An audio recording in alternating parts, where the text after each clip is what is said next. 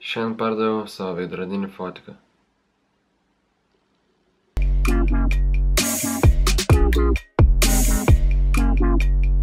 Neatsimenu, kada jaučiausi toks nesaugus. Ir iš tikrųjų jaučiuosi nesaugus. Jau kelias dienas prieš tai galvojau, kaip aš galėsiu būti, jeigu aš neturėsiu savo fotiko. Kaip kažkas bus, jeigu man jo prireiks staiga ir aš nežinau ką. Aš jau nesinešioju kasdieną kupriniai, bet kažkoks toks labai keistas jausmas ir tokia baimė, kad aš kaip praradęs savo ranką jaučiuosi. Jo.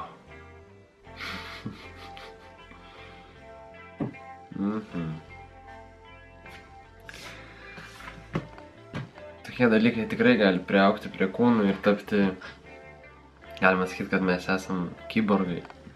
Nes kamera visada yra ir kai ją išplėšia, atrodo, kad tu nebeturi kažkokios savo labai svarbios kūno dalies ar kažkokio svarbaus organo. Bet nieko, dabar reikia palaukti dar 14 dienų ir tada turėsiu naują fotiką. Tada turėsiu tada vėl adaptuosiu prie savęs naują įrankį ir bandysim su juo padaryti gerus dalykus ir gerą kontentą ir kelti viršų video lygį. O dabar darbai, darbeliai, darbukai, darbelyčiai.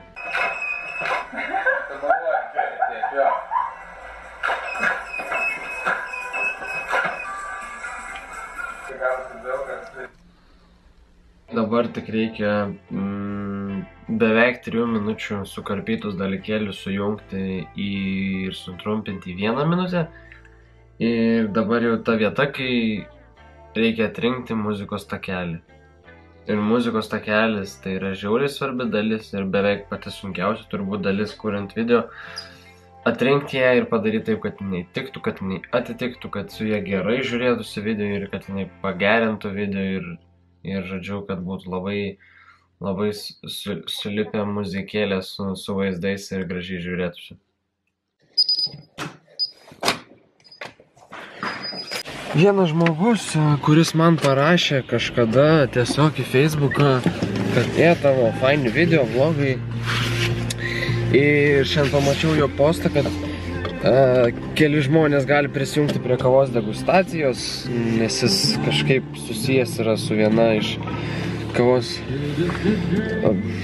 gaminimo, meikinimo ar kažko brandų. Tai va, turiu 13 minučių, važiuoju degustuoti kavos.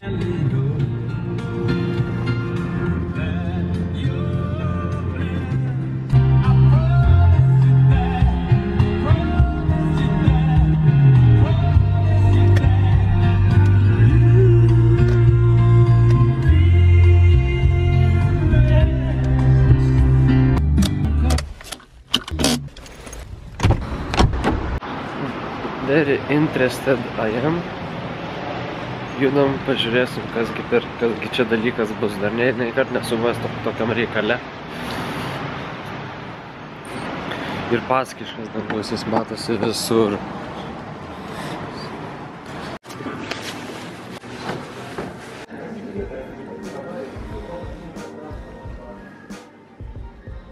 Yra rūšių, kurios yra nuimamos net 3-4 kartus per metus.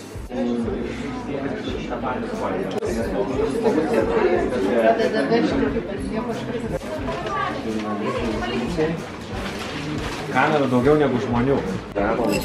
Tiesiog jau pirmas collab. Ir 2. Gedai. Mes iš šono atrodom kaip tokie nepilno proto, ar ne? Taip. Bet tai kiek vietos reikia turėti mobiliakį? Tai šitą jau pasiėmiau nuo šaną, sudaužiau, buvo šiam 4, jau ten buvo prasidėjęs. Labai greitai pradėjau filmuoti, kad... Žiauriai užsikešina. Jo, o šitas, tai aš jį nusipirkau prieš porą savaičių, bet jau šiandien parašė, kad ačiū. Tai... Aš čia vieną būsiu. Kadre. Būsima. Tai jo, ir čia kaip su Audrium kalbėjau, jisai sako, žinai, vis dar gaila vaizdelio, ne, kad man vis dar kaupi ir ieškai daug. Man tai, žinai, kas įdomu, aš pas save, tarkim, prisifilmuoji per dieną, ne, tu kaip nors susižymi, ne, ir kiek atsimeni, tiek atsimeni, nes paskui, jeigu nori viską peržiūrėti iš to, ką susifilmuoji, tai belia kiek laiko. Jo. Ir žiūri, ta prasme. Aš tai šiaip žiauri daug prisifilmuodavau, atsimenu. Ne? Nesveikai. Pavyzdžiui, jeigu kur nors išvarai ten ir jeigu turi šitą, pavyzdžiui, skaitmeninį ir dar iš drono pašaudom kažką, grįžtu, aha, čia persimet, šiam gigu, okei. Žinau, kieno ten statistika buvo 85% be garso, tai iš vis toks. Liūdėsiukai, žinai, kad tie kadrai kažkiek.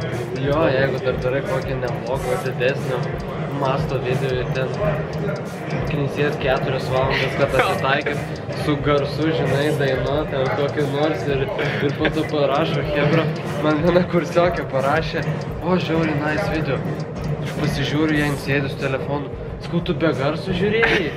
Nu jo, taip, sakau, nyk man iš akių. Aš irgi. Nedarykit taip. Žiūrėkit video su garsu. Ir čia labai rimtas prašymas. Žiūrėkit su garsu. Garsas daug lemia ir garsas atima labai daug laiko ir daug pastangų, kad jums būtų fainiaus ir būtų maloniaus.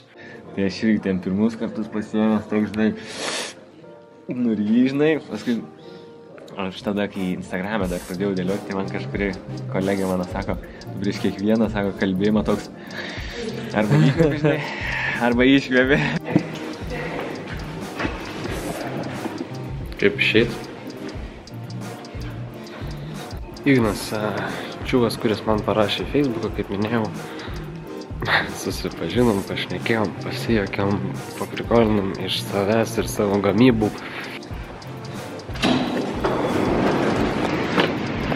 Jej!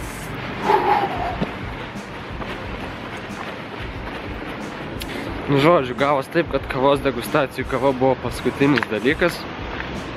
Paskutinis pagal svarbumo dalykas. Jevra dar tvarkus. O gavos taip, kad susipažinau su keliais žmonėm dar be Igno. Ir pakalbėjom apie video kūrimus, apie turinį, apie komunikaciją, tiksliau man jie labiau papasakojo, ko jie užsiema ir ką jie veikia, ir kaip jie veikia, ir kas apskritai per dalykas jiems tai yra. Bet esmė tame, kad susipažinau, apsikeitėm kontaktais, pakalbėjom apie mums abiejom pusėm įdomius ir svarbius dalykus. Ir man atrodo, kad gali kažkas čia būti ir užsibūti ateityje, susikurti kažkas. Ir, nu žodžiu, kažkas.